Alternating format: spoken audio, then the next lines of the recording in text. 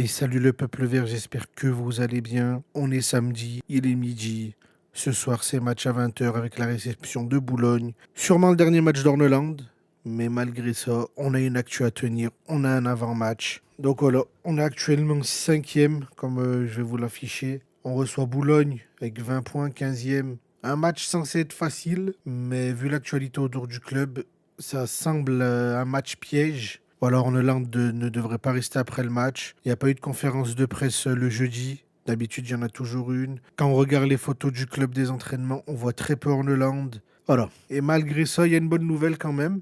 On sait que notre milieu de terrain est très décimé, très faible. L'AISS s'est activé. Abdoulaye Kanté, qui arrive en prêt de Middlesbrough. Il connaît très bien la Ligue 2. Il a 20 ans, mais il a beaucoup d'expérience. Donc il va venir renforcer le milieu. Il aurait pu être là pour le match, mais je pense pas que ce soit une bonne idée de le lancer dans un tel scénario assez chaotique. Il y en a qui sont pas contents de ne pas le voir. Moi, je trouve qu'on est dans une logique. Mais voilà, on est cinquième, faut gagner. Parce que si on gagne, bon, on repasse devant le Red Star qui a fait nul. Et Reims qui gagne, donc il reste devant, 3 qui jouent dans l'après-midi. Qu'est-ce que j'attends de ce match? Un autre visage. J'attends pas un football flamboyant, on l'aura pas, on est en train de changer de coach, etc.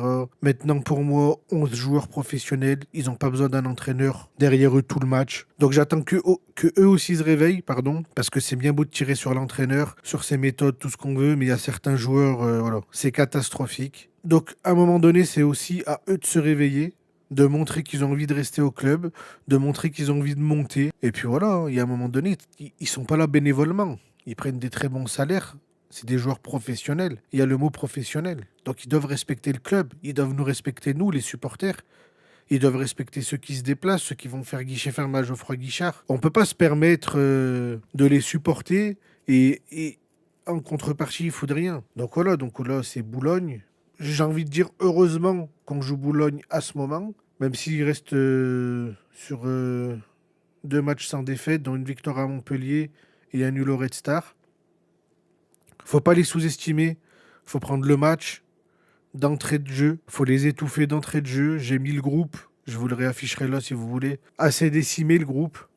On n'a que 4 milieux. Offensivement, il y a tout le monde, mais au milieu, ça va être compliqué. Langba qui rechute, donc peut-être il y a un problème de gestion des blessures. Est-ce qu'on peut aller loin avec ça? Je ne sais pas. Il y a des spéculations. Orneland est encore entraîneur de Saint-Étienne officiellement, par contre. C'est pour ça que je ne parle pas. J'ai fait un TikTok sur les cibles, mais c'est pas le sujet de cette vidéo. Si vous êtes là pour ça, je suis désolé, ça n'aura pas été le sujet. Je veux vraiment préparer le match de Boulogne. Je veux vraiment une victoire. Je veux vraiment les 3 points. On a besoin de relancer la dynamique. Orneland, pas Orneland, il y a un moment donné, on s'en fiche. On est là, Saint-Etienne, en fait. On a connu plein de coachs. Il y en a qui sont arrivés, qui sont partis.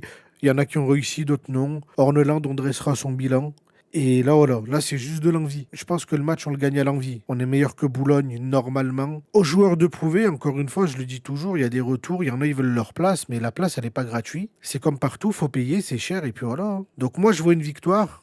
Je ne vais pas trop m'enflammer. Avec, je vous mettrai une compo fiable, mais moi, je vois une victoire. Donc voilà ma compo. Gardien, on va pas bouger, c'est l'Arseneur. Ensuite, défensivement, blessure de Langba, donc je mets Nadé et Pedro dans l'axe. Je mets Anan à gauche et Ferreira à droite. On a besoin de retrouver de la rigueur défensive. Merci à Benold pour l'intérim, mais c'est bon. Milieu de terrain, eh ben, il y a un souci. On n'en a que 4, donc ça va être Mouefek, Tardieu de sûr. Il y a Miladinovic ou Aymar. J'aimerais Aymar, mais je pense qu'Orneland va envoyer Miladinovic. Et ensuite, devant, Stassin de retour sur le banc.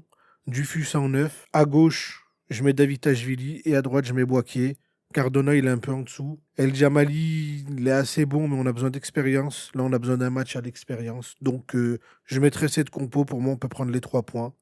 Ça va être un bon match. J'espère un beau match. J'espère une victoire. Moi, je vous dis, passez un bon samedi. À demain pour le débrief en espérant les 3 points. Ciao, ciao.